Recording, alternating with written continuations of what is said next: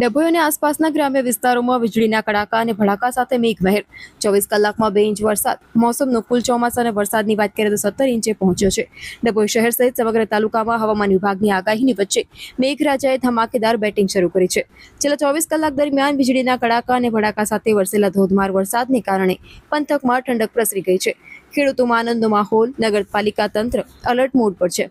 ધરતીપુત્રોમાં ખુશીનો માહોલ। લાંબા સમયની રાહ જોયા બાદ વરસેલા સાર્વત્રિક વરસાદથી ડભોઈ અને તેની આસપાસના ગ્રામ્ય વિસ્તારોના ખેડૂતોમાં ભારે ખુશાલી જોવા મળી રહી છે। નગરપાલિકા તંત્ર તકેદારીના પગલાંની સાથે સજ્જ હવામાન વિભાગ દ્વારા આગામી દિવસોમાં પણ ભારે વરસાદની આગાહી કરવામાં આવી છે। આ સ્થિતિને પહોંચી વળવા માટે ડભોઈ નગરપાલિકાની તંત્ર પૂરી તૈયારીઓ સાથે એલર્ટ મોડ પર આવી ગયું છે। નીચાણવાળા વિસ્તારોમાં પાણીના નિકાલ અને કોઈપણ ઇમરજન્સી પરિસ્થિતિને પહોંચી વળવા માટે પાલિકાની ટીમ અડીખમ ઊભી રહી છે। હાલ પણ ડભોઈ શહેર અને આસપાસના પંથકમાં ધીમી અને મધ્યમ ધારે વરસાદ માહોલ જામી રહ્યો છે।